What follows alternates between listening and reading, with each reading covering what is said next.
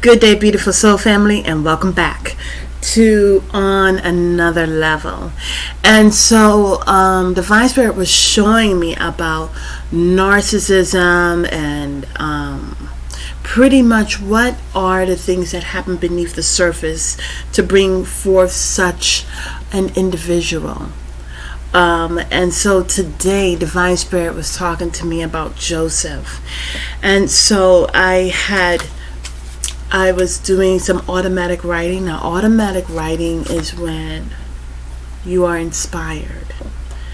The Holy Spirit will give me a download, and I may be at a spot to where I won't be able to speak in front of a camera or record it orderly or audioly. And so I will write it. And with a lot of my books, I have done that. Now, here it's about Joseph. So I'm going to read down what the download is that I got in reference to Joseph. And it's really about beneath the surface. So I think, it's so marvelous, okay? Because, when you get two people that go through the proper channels and they nurture love and they bring life into the world, and that child it's got the inner workings. You see, what's so interesting, what the Divine Spirit is showing me, is that it's not about that appointed time. It's not only that appointed time in which two people come together through the means of intimacy and is bringing forth a child into the world, knowingly or unknowingly, right?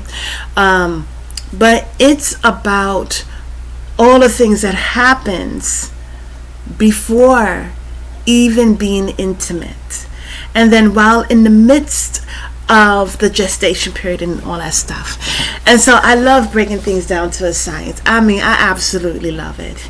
Because there's a message. And there are certain lessons that, it's like, it allows us to understand, And the reason why I got excited is because the Divine Spirit was showing me that we're in an age where they are cloning and trying to find a different way in which computers can be the new age parents. And we see in so many ways, especially with the school systems and parent teachers associations, and how it's just so strategic in taking out the parent from the core. I didn't really want to talk about it, but listen, I'm a messenger, okay? And so what the Divine Spirit was just now showing me is that in so many ways, they take the parent out of the core disciplinaries, which is found in the foundations, developmental foundations. But we're understanding that it's not just about when two people come together and bring about, through intimacy, and bring about a child. It's so much more. Okay, there's so much more, and so in understanding the underworkings of how a narcissist is produced, we're understanding also about the ingredients about Joseph. And as I mentioned before, Joseph, he's quite the character. And it's about understanding beneath the surface what actually was going on before he was created, before he came into the world.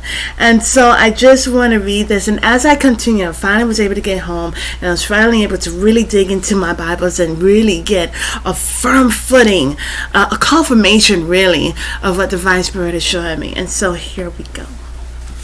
So here it says, Joseph, faithful man of God the Almighty, his father and mother did love one another and did go through hardships. These hardships were before the making of Jacob, the meeting the meeting of Jacob and Rachel. God the Almighty is showing us that there was a continuum energy of squabbling for destiny. Jacob and his brother Esau, the mother played a major role because she wanted Jacob to have the first blessing, because she felt that Esau was not worthy of it. Isn't it interesting how people will bring about actions against another because they deem it not necessary for someone to have such a blessing in the same like manner? That is exactly what happened to Jacob and his children with Rachel. In a way, Joseph broke a generational curse by extending love to his brothers. We see that Jacob wrestled very much with the angel for a blessing. We find that in two scriptures. We find it in two Bibles. Not two Bibles, two books. We find it in Genesis chapter 32, verses 22 to 32. And then we find it also in Hosea chapter 12, verses 3 to 5. Okay? And it says, we see that Jacob wrestled very much with the angel for a blessing. That's found in there. And then what is that blessing? I believe it is a blessing of mercy. Okay, because Jacob, before he was turned into Israel, like his name was changed. That's a transformation, beautiful soul family. And but you know, we can really put ourselves in those shoes. How many of us go through so many different transformations and changes and wrestlings? We wrestle with conflict. That's a wrestling. The good within us and the bad within us, totally wrestling before there's an absolute transformation. The old part of ourselves is trying to prevent us from transforming to be a new being. Okay? And so there's so much wrestling going on before we come to this point of where there's a death of the old and a newness, a beginning, going to a new direction. And so Jacob had a lot to wrestle with, you know. So anyways, it says, what is the blessing? I believe it is a blessing of mercy. That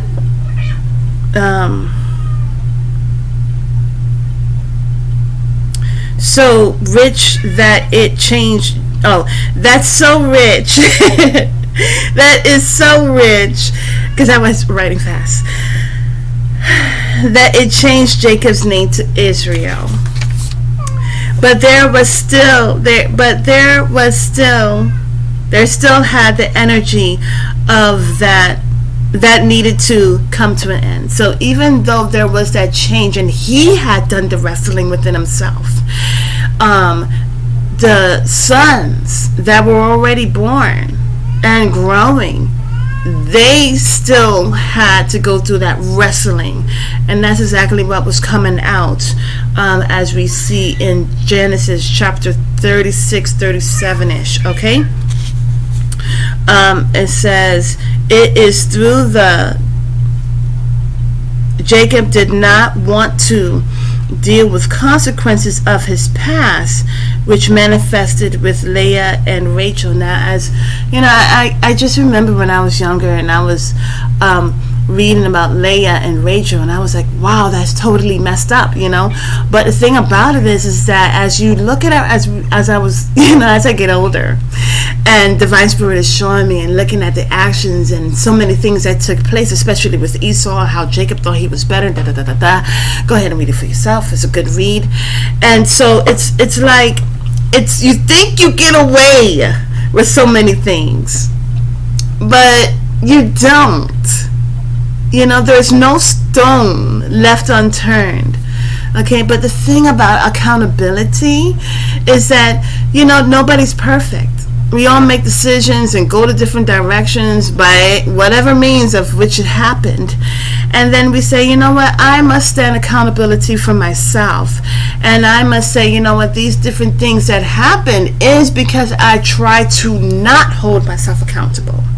Okay, and so as we see with Leah, what's so interesting is that even though whatever happened with the father took place, okay, and sorry for my cats in the background, but even whatever happened, with the father, and he said that, it's custom that the oldest, because Leah is the elder, right? The oldest does not, like the youngest does not get married before the oldest. And so Jacob had to work 7 more years, but he worked 7 more years because he truly did love Rachel. Okay, but there were certain things that had to been worked out. Certain things that had to be worked out before he can truly complement. Okay, and how many of us, right? I don't want to go too far, but how many of us go through certain type of lessons which disintegrate certain energies, lessons that we're to learn to gain that wisdom so that we can truly complement the blessings that is meant for us, right? And so I really feel, I see that there. And so I wrote down karma.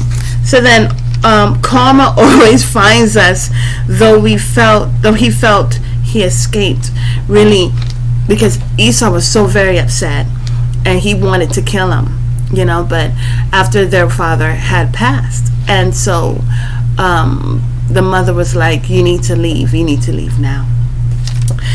He did not treat Leah with love, but we see that she was very much a blessing. And the reason why I said that we see that she's a blessing is because through her son Judah came King David, came so much. I read it down here, and Jesus, okay? So Leah, also there was the prayers of Leah. Leah went through a whole lot, because surely she was like, when I believe when Reuben was born, she was like, surely now with this son I will have his love. He will love me, and anyways, the hatred that he showed Leah, like he did not love Leah, and I can see both sides, okay? But the thing about it is that because of his actions and not truly loving Leah and understanding the connections, right? Sometimes when we are so much in it that we don't understand the connections of what we've done in our own life and the consequences that we're meant to learn from, like we're to learn from those lessons, right? And so the thing about it is that, he didn't understand it at the time being. But what's so interesting is that it's about the bloodline. Leah was a woman that prayed as well. And it shows, I want to talk about that later because I think that's a video on its own. But anyways, and through Judah we see that King David, and we see Jesus, okay?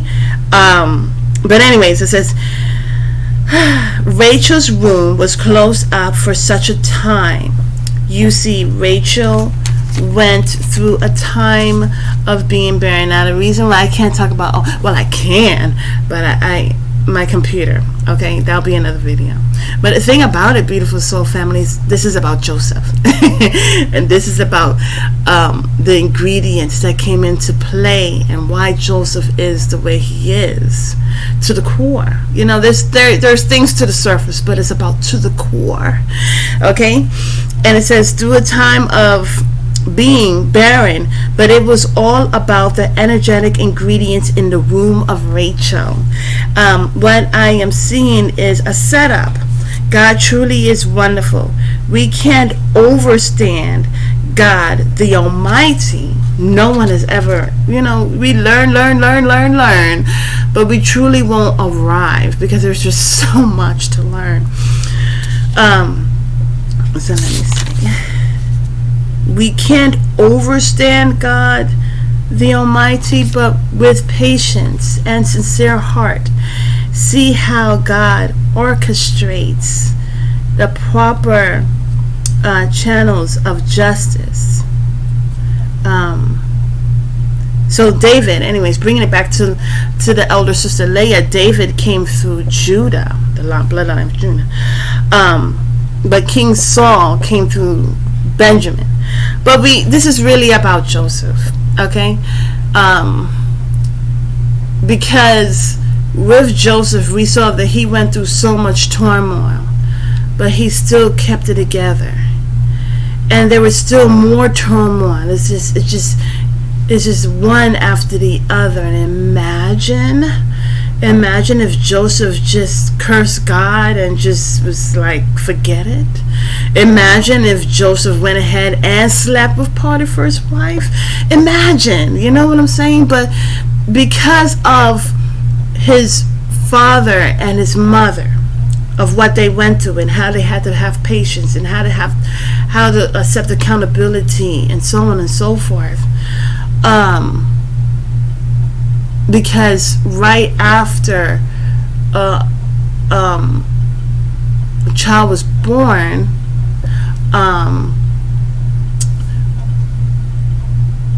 Rachel, her womb finally became open.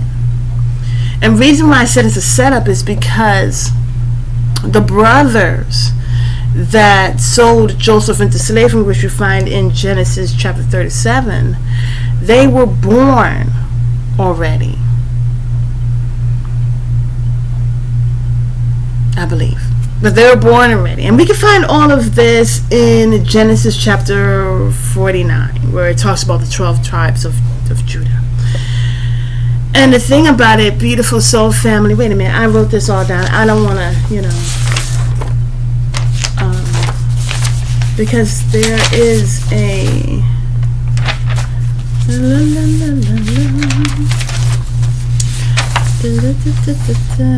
yes. So anyways, the thing about it is that it was a setup because the brothers came together, except Benjamin, but the brothers came together to sell Joseph. And so when you really think about all that, it's a setup, but Joseph was the firstborn of Jacob and Rachel. And he was the one that broke the generational curse. When you really think about it, he broke the generational curse because he could have carried on the same actions and energy of his dad as he did with Esau. But he didn't. And a matter of fact, he wept. When it was account of his brothers, he wept. Other situations, he didn't weep. But on account of his brothers, he wept. And I feel like that was a major breakthrough. That even though his brothers did all of that, what they did, he still had a heart for them. And that is what broke the curse, the generational curse. You see? And so anyways, I think that is beautiful, I just, like I said, I'm a researcher. I love Divine Spirit, I love Jesus, and I love my purpose. I'm passionate about it. And it's about the underworkings. Like what was the underworkings? What was the energy that came about in which King David's son was just so hateful and narcissistic. And we see that was lust. But when we also see about Jacob and Rachel, we see love. And actually, when you think about it, Joseph was a miracle baby because her womb was closed up. But it says that the Divine Spirit remembered Rachel's womb. She could have done a lot, she still continued to pray. She could have went about her way and did other things. But no matter what, she still continued to pray. And she still continued to stay in tune with Divine Spirit. And for a while, she may have had her maid servant to have children, which was Belial. But the thing about it is that he remembered Rachel, and what's so interesting about that is Divine Spirit was telling me about what Joseph asked. I think it was one of the servants that was able to keep their life. And he said, remember me. You know, when we think that divine spirit has totally forgot about our prayers or whatever, there's so many things that's at work, that's behind the scenes, that's beneath the surface. And divine spirit loves us so much. There's no way that divine spirit forgets about us in our prayers. We are in fact remembered. There's certain things that has to take place, beautiful soul family. Things are due to the proper channel. We see, in contrast with the world, they don't go by the proper channels. And there's so many, even with all their strategies, there's still loose ends. Okay, so with this, somehow, some way, I'm sharing that it's about what comes out of lust, what comes out of love. And in the mixings of love, there's still turmoil. But even though there's turmoil, they still stayed in tune with divine spirit. There may be turmoil that happened in your life, but still stay in tune with divine spirit. And divine spirit, and trust that divine spirit is working something great. Leah, in the beginning, if you're reading with not fresh eyes, but if you're reading for the first time, it may seem like, wow, that was unfair. But if you really take the whole thing into circumstance, you realize why certain things took place and the proper channels of which certain things happened. You see, God the Almighty already sees it all, past, present, and future, all as one. But in this physical plane, it all happens accordingly. Okay, and so this is all that I have to share in reference to Joseph. We see already with Joseph how he handled certain things, how he stayed in tune. But this was the codons that was going on within him. Okay, as he was in situations, we see the situations of his parents. We see all that, the wrestling and all that, his father had to go through. We're seeing how so much comes into play. It's like understanding the interwovens of things and seeing how they bring forth a cause and effect. And it helps us to get a deeper understanding. This is why we're able to do far greater things, because we are able to glean off the Bible and really get to the roots of it. Anyways, have a beautiful and wonderful day. Namaste.